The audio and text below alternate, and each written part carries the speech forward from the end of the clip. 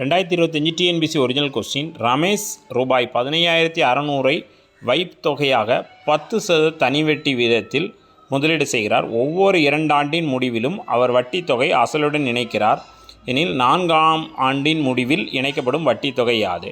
இப்போ சிம்பிளாக எந்த ஃபார்முலாவும் வேண்டாம். 15,600 அசல் போட்டாச்சு. அதில் முதல் வருஷம் 10%. அப்போது முதல் வருஷம் 10%னா 100%த்தில் ஒரு ஸ்தானம் பின்னிருந்து தள்ளி புள்ளி வச்சா அது 10%.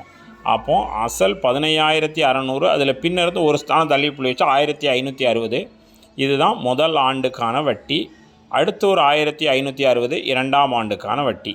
அப்போ 2 ஆண்டு முடிவில் அசலுடன் இணைக்கிறார். அப்போ 6 12 மிச்சம் 1, 6 11 17 மிச்சம் 1 2 3 8 18,720 2 ஆண்டு முடிவில். இப்போ 3ஆம் ஆண்டுக்கு அதே போல் இதில் 10%னா 18,720 ஒரு ஸ்தானம் தள்ளி புள்ளி வச்சா 1,872.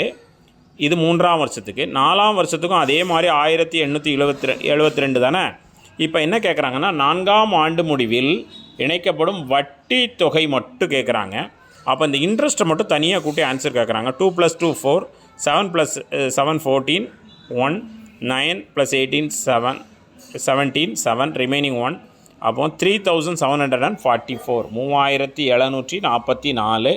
2 டைம் 3 டைம் நல்லா தெளிவாக இந்த ஷார்ட்ஸை பார்த்து கான்செப்டை மைண்டில் ஏற்றிக்கோங்க. நிச்சயமாக ஒரு கொஸ்டின் இருக்குங்க வரக்கூடிய போட்டித் தேர்வில். தேங்க்யூ.